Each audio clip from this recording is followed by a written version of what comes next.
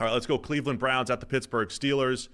Rematch from 2 weeks ago. This whole week is just, hey, these teams played 2 weeks ago. Just replay the analysis.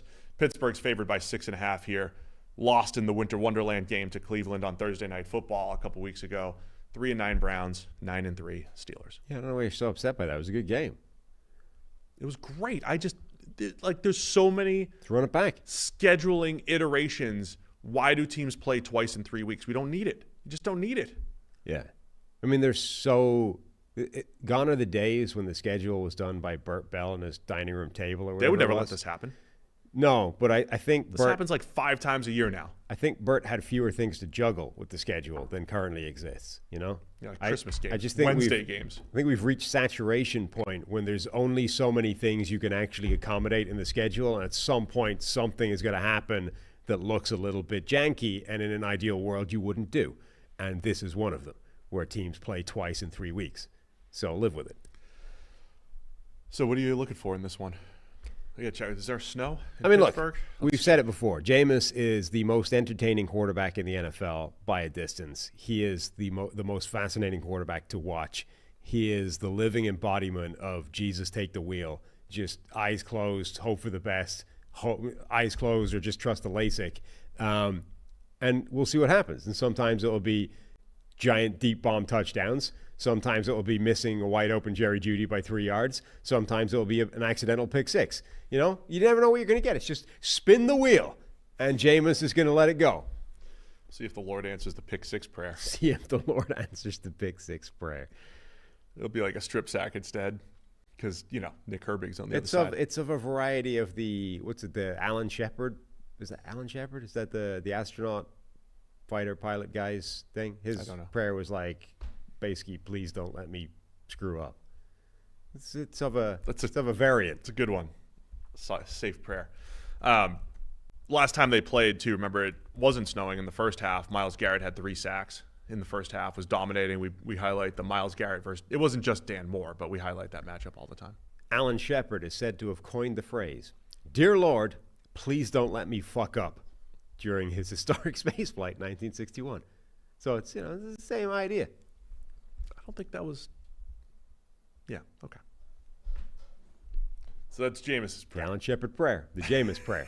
Deliver me from pick sixes. It's not exactly the Lord's prayer or the way Jesus instructed, but here we are. But it's everyone has their own way. Do they now? So we're going to keep an eye on the turnovers for Jameis. Again, let me say this. Same thing I say about Russ, raising the ceiling of the Steelers offense. Jameis does the same thing with the Browns. Sure. Raises the ceiling. And the floor's low too. Yeah.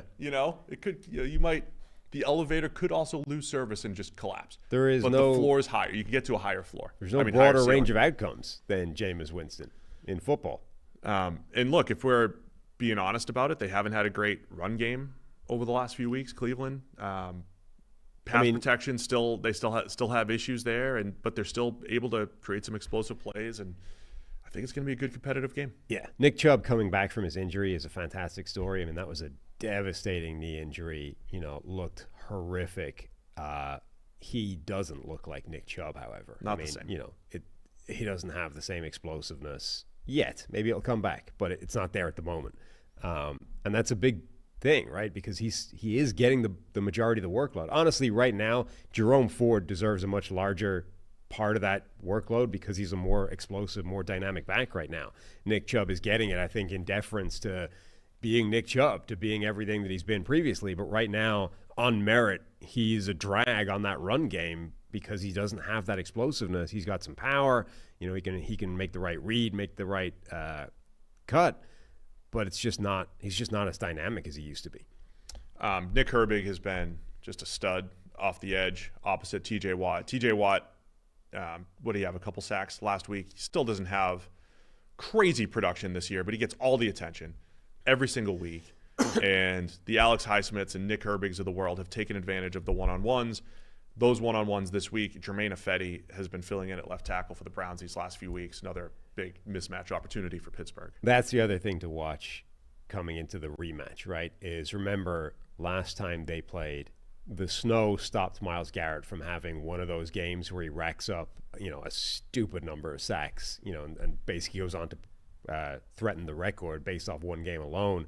He had 3 in the game. They asked Mike Tomlin at halftime, like, hey, how are you going to stop Myles Garrett? And he was like, there's nothing more we can do. Like, we're dedicating all the bodies to him. He's just winning anyway. He's a great player. And then the snow came down. That really slowed him down. He was still a factor, but he wasn't able to be the game-wrecking presence that he was in the first half. Meanwhile, all the attention the Browns were giving T.J. Watt actually was working, and they did manage to stop him having a particularly significant impact in the game. And it was Nick Herbig that was able to make the play, on the other side because of all the one-on-one attention he was getting. So now what does that look like in the second go-around? Does the same thing hold true? Is Cleveland's plan against T.J. Watt going to keep him relatively quiet? And do the Steelers have a better chance or a better plan against Myles Garrett? Because the first week, certainly for the first half, he was basically unstoppable. Russell Wilson, currently highest PFF grade since 2020. It's not reaching the 2020 status. If we go back through Russ's career, beginning 2019, that was what I referenced earlier in the show. Remember, that was the best year he'd had. MVP caliber, tailed off a little bit toward the end. 91.9 PFF grade. Start of 2020, Russ was on a ridiculous run of awesome the first 8 weeks of the season. Since the second half of 2020 through last year, though, mediocre at best, right? Playing the best football that he's played since the beginning of 2020 right now, in addition to just generally attacking down the field. Pittsburgh running a lot more play action. I don't know if you saw Colt McCoy's breakdown with Josh Norris. Colt does a really good job just breaking down pure X's and O's and talking about how they were just spamming 4 verts and they just ran it over and over and over again. And it was like, it was just an oversimplified, let's lean into what Russell Wilson does. You're either going to fire a seam, pick the best one-on-one matchup, or check it down. Right. And they have gotten back to, and you could just see the difference where last year it's like wheels are turning and doesn't know, where to go with the ball or what to do, or he's checking down too early. Just like this, just not fitting well with Sean Payton, didn't fit well with Nathaniel Hackett. Feels like Arthur Smith, right? We oversimplified it and said, Justin Fields isn't taking these downfield shots. Russ can do it.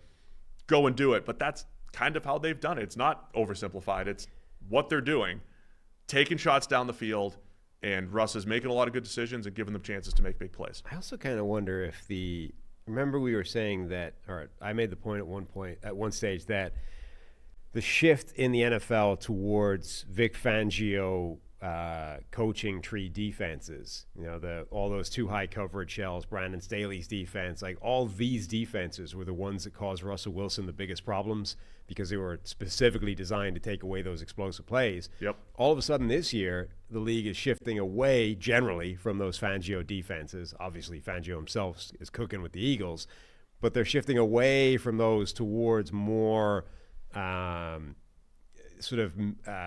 disguise-based defenses where they're actually not playing too high a lot, but they're showing it or they're rolling from one to the other. And actually, maybe the league is now shifting back towards a style of defense that will help the way Russell Wilson wants to play the game, whereas over the last couple of years, it's shifted away from that. And that coincides with Russell Wilson's best play beforehand, worst play in the middle, and now getting back to something like his best. It would be a hell of a coincidence if it wasn't related, but it could be possible. There's that. I mean, he's using play action way more than he did in Denver. I mean, there's a few things, and now you're getting the high big-time throw rate, over 6%, low turnover-worthy play rate. That's kind of old Russell Wilson. Do we have a Prize Picks projection on the number of fights that George Pickens is going to get into with Browns DBs in this game? 8.5. Just 8.5. I'll go less than 8.5, but it'll definitely be a couple. Should add that to the Aetna health insurance projection that we have here. Okay. 6.5, though.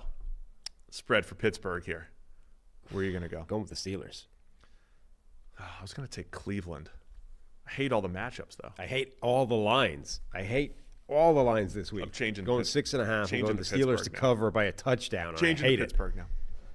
Take the Steelers. Harry's going to take the Steelers as well.